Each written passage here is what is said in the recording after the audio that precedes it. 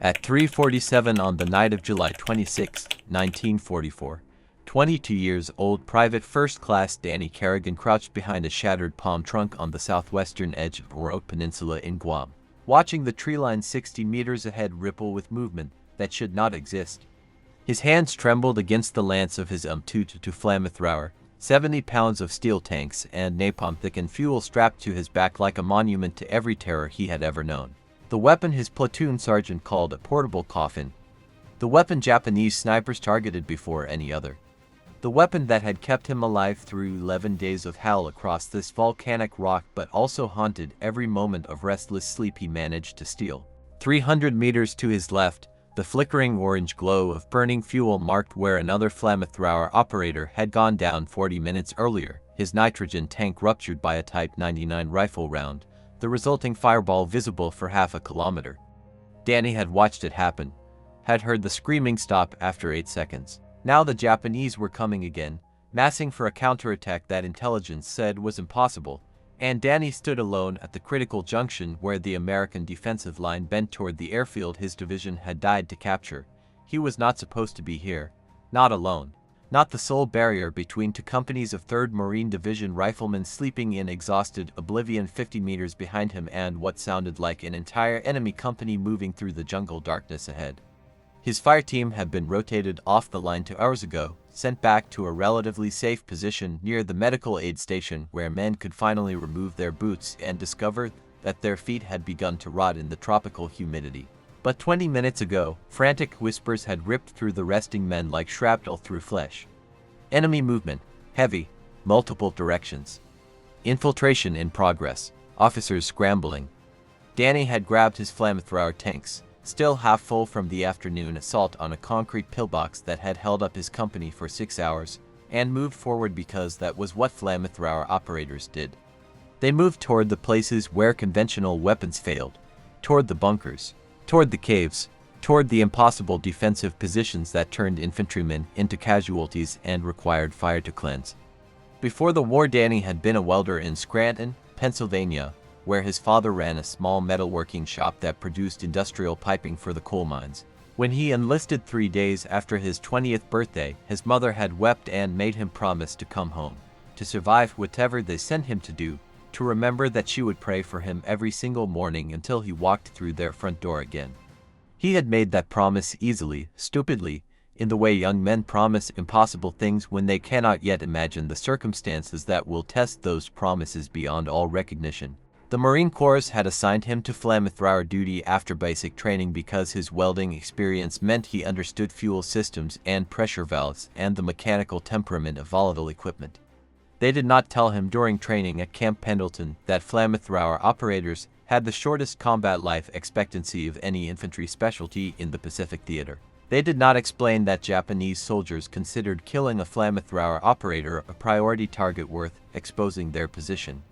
They did not mention that the psychological cost of burning human beings alive would follow him into every quiet moment for the rest of his existence. The movement ahead resolved into shapes. Danny counted 8, then 12.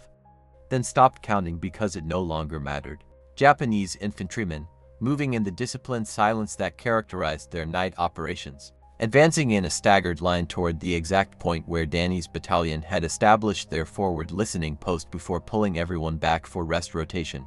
They were heading directly toward the gap. Directly toward the sleeping Marines. Directly toward Danny. His first instinct was to fall back, to alert the line, to let officers and sergeants organize a proper defense with rifle companies and machine gun positions and mortar support. But even as that thought formed, he understood the mathematics of time and distance. The enemy was 60 meters away. The sleeping Marine positions were 50 meters behind him.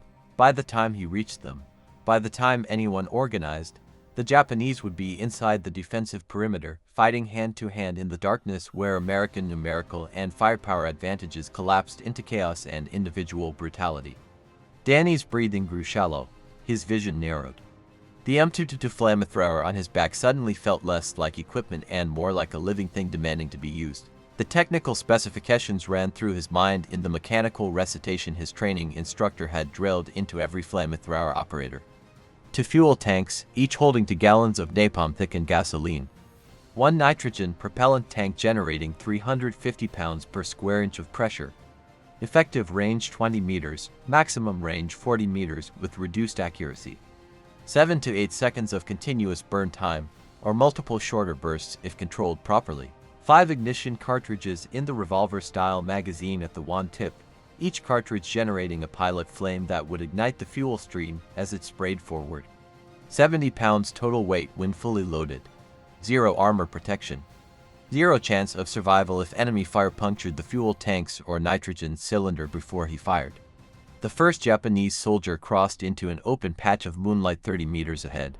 Danny could see the rifle in his hands, the cloth-wrapped helmet, the methodical way he scanned left and right while advancing. Professional, experienced, lethal. Behind him, more shapes emerged from the jungle shadow, maintaining intervals, coordinating movement with hand signals Danny could barely perceive. This was not a desperate bonsai charge. This was a tactical infiltration by veteran infantry who understood how to exploit darkness and surprise. If they reached the Marine positions unopposed, the resulting massacre would unravel an entire section of the division perimeter. Danny knew this. Knew also that standing up, exposing himself, triggering his flamethrower would mark him as the single highest priority target on this section of the peninsula. The Japanese would concentrate fire on him instantly, would aim for his tanks, would try to detonate him before he could deploy the weapon effectively. His hands moved before his conscious mind fully committed to the decision. Danny rose from behind the palm trunk, shouldered the lance of the M222 into a firing position he had practiced 500 times in training and 11 times in actual combat, and squeezed the trigger that opened the nitrogen propellant valve. The lance shuddered in his grip. Pressurized fuel shot through the wand, through the ignition chamber where the first cartridge detonated with a sharp crack, through the diffuser nozzle, and into the night air as a coherent stream of liquid fire that transformed from orange to yellow to white as it arced across the gap toward the advancing enemy soldiers. Danny swept the stream left to right in a controlled arc that his instructor had called painting the target. The flames touched the first Japanese soldier at chest height and engulfed him in a fireball that turned night into day for 50 meters in every direction. The man's scream cut through the jungle silence like a blade through silk. The second soldier, 3 meters to the left, caught the backwash of flame across his arm and rifle and stumbled backward, beating at the fire spreading across his uniform. The third soldier dropped flat and brought his rifle up toward Danny's position. Danny released the trigger, dropping to one knee as rifle fire cracked overhead, bullets snapping through the space where his torso had been 1 second earlier. Behind him, shouting erupted as Marines jolted awake to the sound of combat and the unmistakable roar of a flamethrower. Ahead, the Japanese line wavered, soldiers scattering left and right away from the path of flame, discipline fragmenting under the psychological shock of fire warfare. This was the tactical window. The critical moment. Danny understood it with absolute clarity.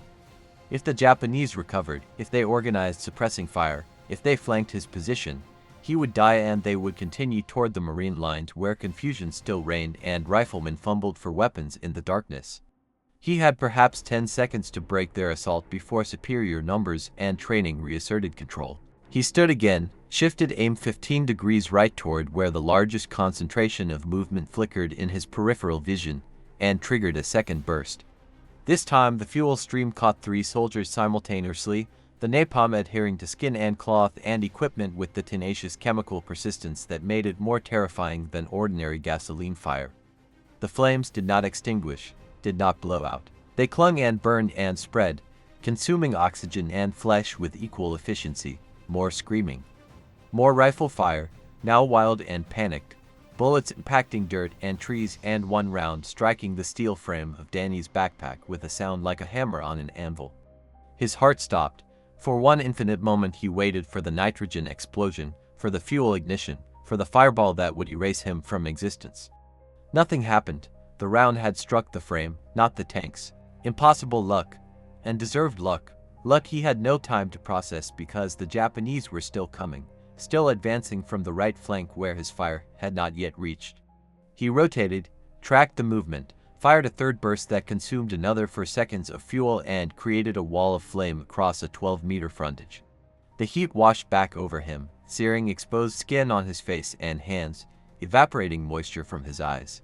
The roar of burning fuel drowned out everything except the screaming and the sharp crack of his fourth ignition cartridge detonating to maintain the pilot flame. Behind him, the distinct chatter of Browning automatic rifles joined the fight as Marines reached firing positions and began pouring rounds toward the enemy movement Danny's flames had illuminated. Tracer rounds streaked past his position in both directions, green Japanese tracers mixing with orange American tracers in a chaotic geometry of death. A grenade detonated 15 meters to his left, shrapnel whining through the air, one fragment striking his helmet with a dull clang that made his vision blur for 3 seconds. DDAY-Overlord plus to his fuel gauge read nearly empty. Perhaps one more burst, perhaps two if he stretched them thin. The tactical situation remained unclear. How many enemy soldiers remained combat effective? Had he broken the assault or merely delayed it? Were there more waves coming behind this first line? Danny's training said to fall back now, to conserve remaining fuel for defensive use, to let riflemen handle mopping up. But falling back meant turning his back, meant exposing his fuel tanks to enemy fire, meant trusting that the darkness and chaos would not produce a Japanese soldier with a clear shot at the portable bomb strapped to his spine. He chose to hold position, to maintain the threat, to force the enemy to contend with the possibility of more fire even if his tanks ran dry. A figure lunged from the darkness to his immediate left, too close for the Flamethrower, moving with the speed of desperation. Danny swung the lance like a club, the steel wand connecting with the soldier's rifle in a jarring impact that numbed his hands. The soldier stumbled but maintained balance, brought a bayonet up in a short vicious thrust aimed at Danny's midsection. Danny twisted, felt the blade slice through his utility uniform and grazed ribs, pain blooming white-hot across his left side. He triggered the Flamethrower at point-blank range, less than 2 meters, a distance the training manual explicitly warned against. The fuel stream hit the soldier full in the chest and face, igniting instantly, the resulting fireball expanding backward into Danny's position with enough force to knock him off balance. He fell, rolling left to shed the flame clinging to his forearm, slamming into the ground hard enough to drive air from his lungs. Gutenberg plus one the world became disconnected fragments. Rifle fire, shouting in English, shouting in Japanese. The smell of burning flesh and gasoline, pain in his side where the bayonet had cut. Heat radiating from multiple fires now visible across the contested ground. Danny forced himself upright, checked his fuel gauge through vision that swam and pulsed, empty. The emptitude had nothing left to give. He was now just a regular infantryman wearing 70 pounds of useless equipment in the middle of a firefight. He released the lance, let it hang from its hose connection, and drew the Colt M1911 pistol holstered on his hip. The pistol felt absurdly light after wielding the Flamethrower. He chambered around and scanned for targets. DDAY-Overlord the Japanese assault had collapsed. Danny understood this gradually as details filtered through the chaos, bodies visible in the firelight, movement retreating back into the jungle, Marines advancing in a skirmish line, rifles ready, NCOs barking orders to maintain intervals and watch for stragglers. Someone grabbed Danny's shoulder and he spun, pistol half raised, before recognizing his platoon sergeant, Sergeant Michael O'Brien, a 31-year-old career Marine from Boston who had survived Guadalcanal and 3 other island campaigns. O'Brien's face showed something between fury and awe. He shouted over the dying gunfire, asking if Danny was hit, asking how much fuel he had left, asking why in God's name he had engaged an entire enemy company alone without calling for support.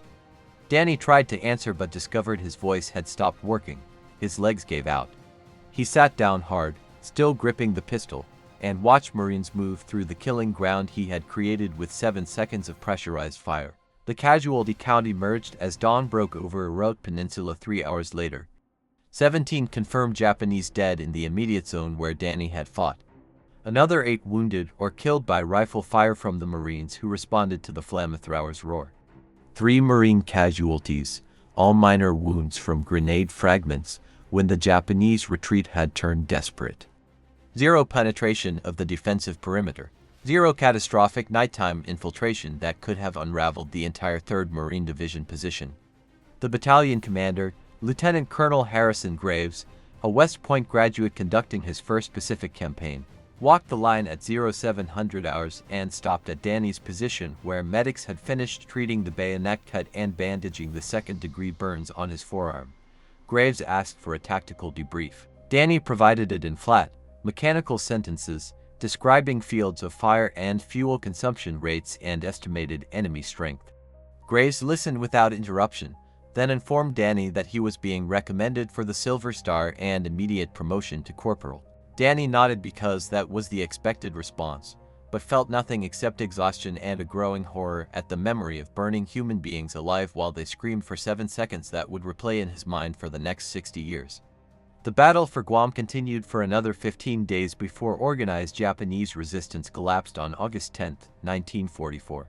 Danny participated in more Flamethrower assaults during that time, reducing pillboxes and cave positions that conventional weapons could not reach, fulfilling the tactical role for which the M22 had been designed.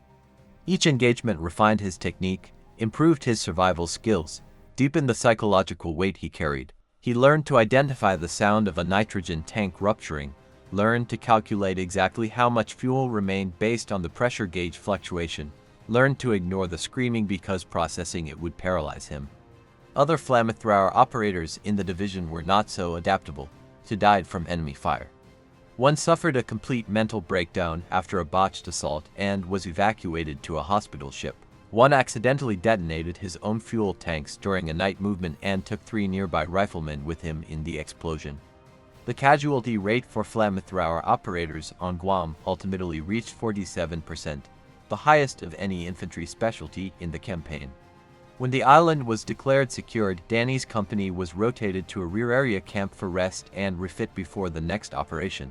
He weighed 138 pounds, down from 165 at the start of the campaign. His hands shook constantly. He could not sleep more than 2 hours without waking to phantom sounds of advancing enemy soldiers. The Silver Star ceremony occurred on a makeshift parade ground 3 weeks after the Oro Peninsula action, conducted with full military formality despite the informal setting. The battalion commander pinned the medal to Danny's utility uniform and read the citation aloud to assembled troops. The citation described extraordinary heroism, decisive action under fire, personal courage beyond normal call of duty. It did not describe the smell, did not describe the screaming, did not describe the way Danny's hands still felt coated in some invisible residue no amount of washing could remove. After the ceremony, fellow Marines congratulated him, shook his hand, bought him drinks from the limited beer ration available to enlisted men. Danny participated in the expected social rituals but remained detached, observing himself from some internal distance he could not close. He wrote his first honest letter home for days after receiving the Silver Star. Previous letters had been deliberately vague, full of reassurances and carefully edited anecdotes designed to minimize his mother's worrying. This letter was different. He described the Flamethrower, described what it did, described how using it made him feel, described his certainty that he had become something fundamentally different from the young man who left Scranton 30 months earlier. He wrote that he was keeping his promise to survive, that he would come home, but warned that home might not recognize what returned. He sealed the letter, addressed it, handed it to the company mail clerk, and immediately regretted sending it. Too much truth, too much darkness. But the letter was gone, moving through military postal channels toward Pennsylvania, carrying words that could not be recalled. The next operation was Peleliu, then Okinawa, then occupation duty in Japan after the atomic bombs ended the war in August 1945. Danny survived all of it, through some combination of skill, paranoia, and statistical impossibility. His M22 Flamethrower became a kind of talisman, the weapon everyone mocked as a toy or a death sentence but that somehow kept functioning when others failed. He learned every mechanical detail of its operation, could field strip and reassemble it blindfolded, developed an intuitive sense for pressure regulation and fuel mixture that bordered on uncanny. Other Marines began requesting him specifically when Flamethrower support was needed for difficult targets. Officers cited his name in planning sessions. His reputation grew into something larger than the actual human being carrying the weapon. He was discharged in December 1945 and returned to Scranton in January 1946. His mother met him at the train station and wept exactly as she had when he left, but these were different tears, complicated by relief and grief and the visible recognition that her son had aged a decade in 3 years. She did not ask about the war, did not ask about the Silver Star he carried in his duffel bag, never displayed, never mentioned. She simply held him and whispered thank you to God for keeping her promise fulfilled. Danny moved back into his childhood bedroom, returned to work at his father's metalworking shop, and attempted to reconstruct a civilian life from the fragments of his pre-war existence. The nightmares began 3 months after discharge. Not every night, but often enough to become routine. Always variations of the same scenario. Japanese soldiers advancing through darkness. The weight of the flamethrower on his back.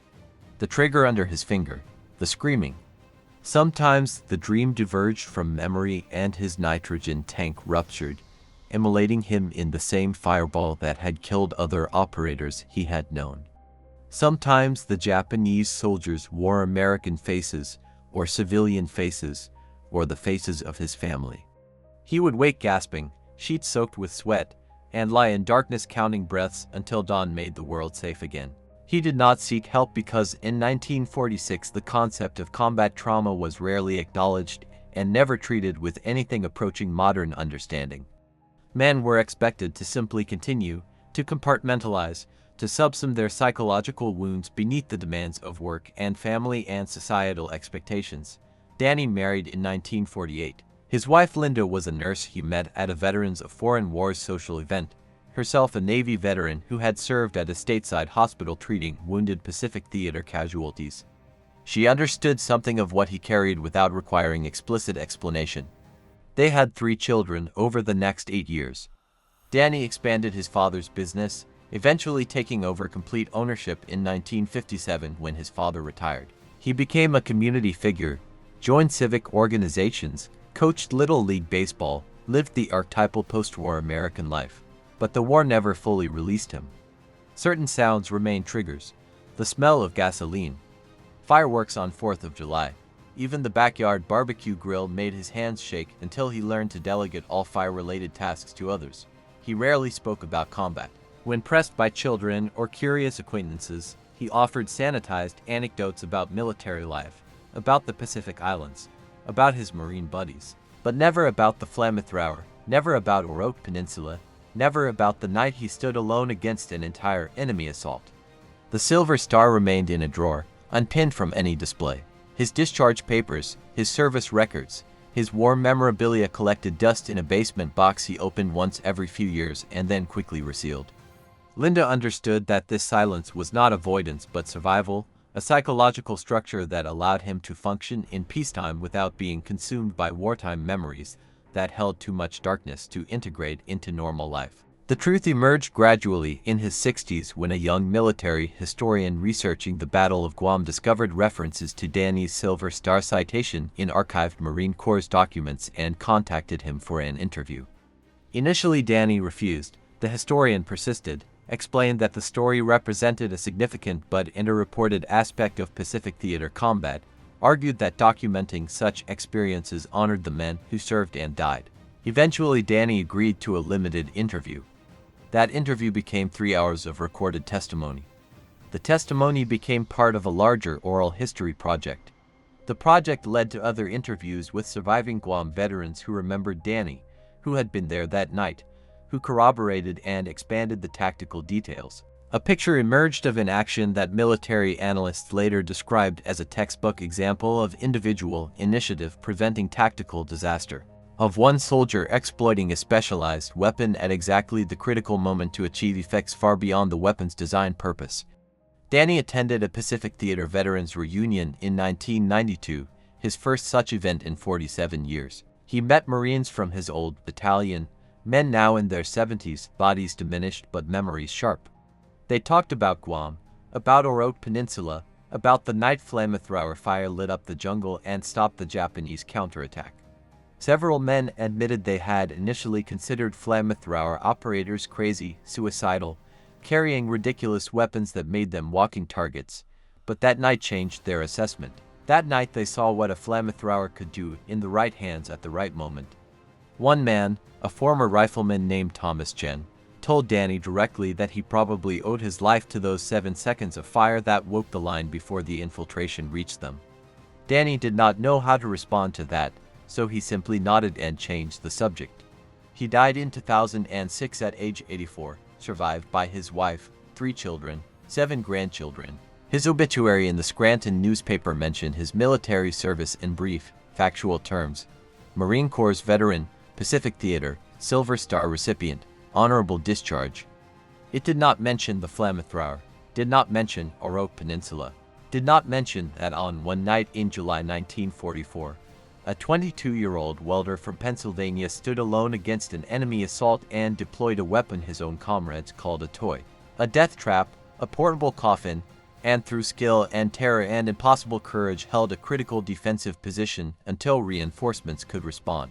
That story remained preserved in military archives, oral history recordings, and the fading memories of elderly veterans who had been there and understood what it meant. Military historians examining the Battle of Guam have subsequently recognized the Oroke Peninsula action as illustrative of several tactical realities that define Pacific Theater combat. First, the effectiveness of specialized weapons in terrain and combat conditions where conventional arms proved inadequate. The M222 Flamethrower, despite its limitations and dangers, provided infantry units with a capability that could reduce fortified positions, clear caves, break enemy morale, and dominate close-range engagements in ways rifles and machine guns could not replicate. Second, the critical importance of individual initiative when command and control structures broke down during fluid combat situations. Danny's decision to engage alone, without orders, without support, represented exactly the kind of decentralized action that American tactical doctrine encouraged but rarely tested under such extreme conditions. Third, the profound psychological cost of effective violence, the way that successful combat action could traumatize even as it saved lives, creating wounds that never fully healed. The M222 Flamethrower itself became a subject of post-war analysis and debate within military circles. Its technical specifications seemed modest: 7 seconds of fuel, 20-meter effective range, 70-pound total weight. But its psychological impact far exceeded these numbers. Japanese soldiers feared flamethrowers above almost any other American weapon. The sight of flame, the knowledge that fire could reach into bunkers and caves where artillery could not, the visceral horror of burning alive all combined to create a terror effect that disrupted enemy cohesion even when actual casualties remained relatively limited. American commanders recognized this and deployed flamethrower units specifically for their psychological value as much as their tactical effectiveness. But that psychological value extracted a terrible price from the operators who wielded these weapons. Men who carried not just the physical burden of fuel tanks and nitrogen cylinders, but the moral and emotional burden of inflicting death in its most primal and terrible form. Modern veterans organizations and military museums have worked to preserve the history of flamethrower operations in World War II, recognizing that these stories represent a unique and often overlooked aspect of combat experience. The weapons themselves have become museum pieces, displayed behind glass with explanatory plaques describing their specifications and use. But the human reality of operating such weapons, the immediate visceral experience of triggering fuel and flame toward living human beings, remains difficult to convey through static displays and historical text.